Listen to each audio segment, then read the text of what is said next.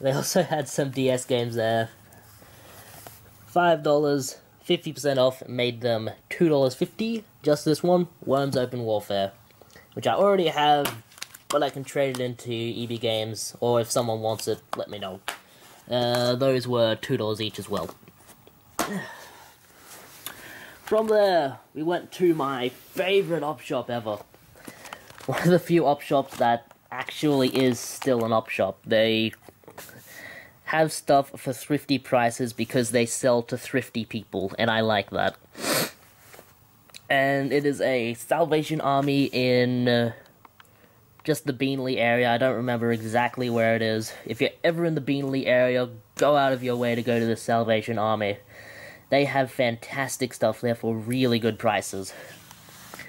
And so their CDs and DVDs are only $1 each, so I managed getting all of these for $1 each. Tony Hawk's Underground for the PC. I miss these kind of boxes. You don't get these kind of boxes anymore. Like, you get big box, you don't get big boxes like these anymore, and people complain about that. But you also don't get these kind of boxes anymore either. It's lazy. It's cost cutting, and it's not fun. But that was $1. Spider-Man for $1. Unfortunately... Oh, wait. Oh. I was checking it before, and I thought it only had one disc. Nope, it has both. That was $1. That was $1. That was $1. That was $1, which is really cool. Limited edition box set. Comes with the game and the strategy guide, which is very cool. It's a lot like the Witcher that I got, which is similar. And I also bought this, which might be the find of the day. I was talking about it in the last video where I went to these op shops, but I didn't actually pick it up, and I don't know why. But it is debt collecting software. If you can think of anything more cool than software for a debt collector, I'd be happy to know what it is. Just read that. That's awesome. I like to believe someone was seriously using this. For 50 cents, I also gave me this magazine, How the Wii Won. Yeah. And for $2, I'm not sure why this was $2 when the rest of them were $1, but I'm happy to pay it because it features a very cool PC game. And I remember when these were coming out, there was a bunch of them, and they had some really good titles on them. You could go to it was called Dollars and Cents, the place you could go to. There's the sticker. But you could also go to, like, any kind of,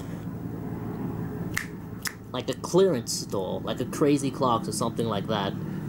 I don't know if there are any in America or what they're called. Dollar Tree might be one of them. I think I've heard that before. And they'd sell these really cheap, and they'd have PC titles on them. And there were some really good ones on there, you know. Look at that. Those are the kind of titles you would be getting. So definitely not bad for $3.50. This isn't one of the better ones, but it does have a favorite of mine, which is Dog Day. I love Dog Day, the 3D adventure game. Such a weird title. It's like Myst, but fucked in the head.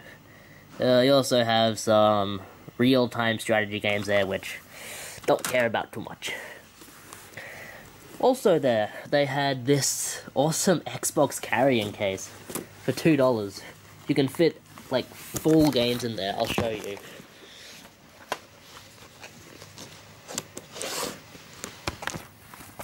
See? You can fit full games in there, which is a nice contrast to other kind of carrying cases which only let you carry discs. I like that. That's cool enough to own. That was $2. They also made me pay for a bag, 95 cents. Ah, the world we live in. The next place I went, have it all out of order here, was the Beanley Traders, in which I picked up some movies. But first I found this Wii nunchuck. When I get another Wii remote, I will want a nunchuck to go with it, so for $1 I couldn't complain. They had Wii controllers there for like $3.50, which I don't know if that's a good deal or not. I don't. Is it a good deal? Tell me. Don't know too much about the Wii, unfortunately. But also grabbed The Dog Who Stopped the War for 95 cents. Looks like a nice kids movie. Eat and Run, a comedy about an alien that eats Italians. And Super Sucker for 95 cents. So roughly $1 each on those. They'll be fun to watch. I do enjoy my comedies. And that was all I got there, unfortunately. I didn't get a chance to film anything in there, but as usual, the person I was with, we always go into the... It's a really weird store. They have normal Pawnbrokers type stuff, and then they have stuff that they've dropped in from Taiwan and China, so like knickknacks and whatnot. And they have a section of pornography, like tucked away into a corner, and we always go and like critique it. And we actually had this really oddball idea, I guess you would call it, of what if there was a pornography store for librarians. So everything inside the store was categorized under either the Library of Congress system or the Dewey Decimal System. So you'd have to know either the Dewey Decimal Code or the Library of Congress text to actually know what you were picking up. Otherwise, you wouldn't know what you were buying. And I just thought that was a really cool idea. If I was an eccentric millionaire with far too much money to spend, I would fund that kind of store.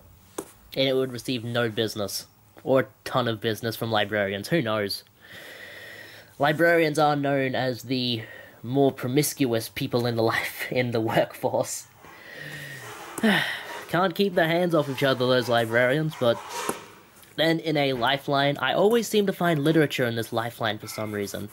The last time I was there, I picked up a Ghostbusters book, which was really cool. I also picked up that Game Boy there for like $2, which was really good. But this was even cooler. I didn't see this. I just saw that, and I'm like, is that Metal Gear Solid? Yes, it is. I felt kind of embarrassed for instantly knowing what it was. But it's a kind of guidebook detailing the story of all of the Metal Gear Solid games, and the Metal Gear games, I guess. Unfortunately, it's all in a text that I am unsure of. I don't know what language that is. So unfortunately, I can't read it myself. But it is cool to have. And somewhere on here it mentions... Where did it mention it? Here it is. It mentions a peripheral released with Metal Gear Acid, which was a kind of 3D viewfinder thing. If anybody has one of those, let me know. I will pay big money for that guy. And that was really cool. They gave me that for 50 cents, which I was happy with. Alright. Next place, I feel bad for not remembering the name of this place, but I went in there. You'll see the footage for it. It was a Pawnbrokers, but it was like really hectic in there. Not really busy, but stuff just strewn around everywhere, which is my kind of store. And out the front, they had a table full of items that were only $1 each. And so I ended up picking up some loose DS cases with nothing in them, and then this one, which was complete except for the game, which means it might as well be non-existent. But I was talking to the guy in there. There were some N64 games in there. They had a lot of good stuff. And decent prices, but not fantastic prices like I'm used to, which is fine. They're in business to make more... Ow, my throat. They're in business to make money, which is okay.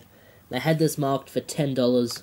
I ended up getting it for $5, and I had a good chat with the guy in there. Somehow my conversations always end up with Star Wars Episode 1, saying, yeah, it was kind of awful.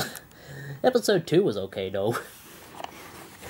But it is Spawn the Eternal. It is going to be quite the activity getting these stickers off the disc. I can do it, I've done it before, but it is difficult, and I have destroyed discs trying to get them off, so I think I might leave it just like that for now and hope to find a better copy down the line. But that has the back spine, but not the front insert or anything, or the manual. That's okay though, but if you don't know this, it's a Spawn fighting game, and it's really bad. But they gave that to me for $5, which was very cool of them. Next, some random op shops. This was in a kind of area where there were like 7 op shops all lined up together. There were 4 or 5 op shops, and then there were 2 pawnbrokers, like next to each other, pretty much back to back, which was really cool. I would love to live in a place like that and just go there every single weekend. I would find great stuff like I did this time. And there's a Lifeline there that had a bunch of PC games, just these 3 titles, and like 50 of these titles each, so just grabbed one each. Cricket Champs, Tennis Champs, Taxi Rally Gold, they're basically brand new, except for Fat Cellophane, so they're only $1 each. If anybody wants me to go back and pick up some more of them, just for them, tell me, and I will. Then the next op shop, a place where I found a bunch of PlayStation 1 titles one time, so I always have to go in there. You can tell what op shop it is because they mark everything with this kind of sticker, saying the date when they put it onto the shelves. So this was put out in September. What's going on with the focus? There we go. And it is a DVD, Defenders of the Earth. The story begins. And this looks really cool. It's got a bunch of Marvel characters on it. We have the Phantom, Flash Gordon, Mandrake, he's a cool one. And that was only $1, so that was cool to get. Next were the cash converters, and the last place that I found stuff in that kind of thrift store alley. And in there, I ended up finding... The ones I actually paid for were... Firstly, I found Digimon Digital Monsters Rumble Arena 2. That is a mouthful. For the original Xbox, it was only $3.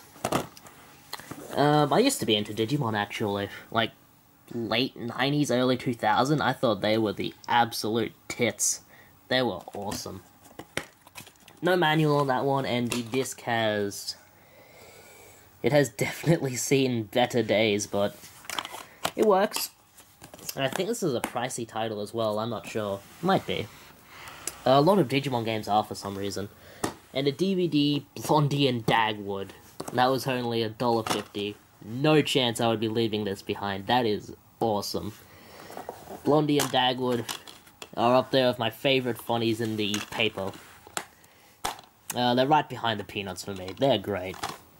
Great couple. And then, for whatever reason, they couldn't sell me this. They would not sell me this. It said on their... What was it? It said on their system that it was already sold, but it wasn't sold to anyone.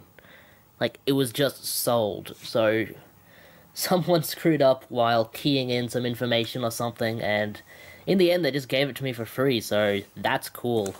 Would have cost me $3, but ended up being free.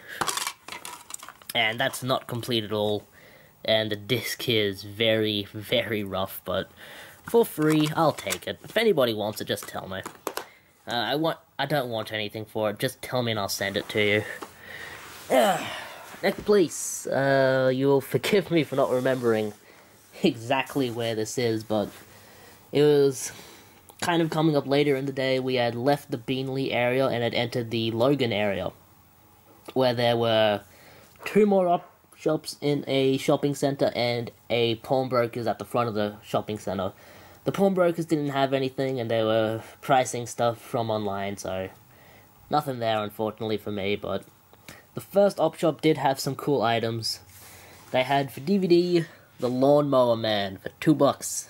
I've been wanting to give this one a watch for a long, long time, but it was all about finding it for the right price. And a big box PC title for $4, the original Age of Empires.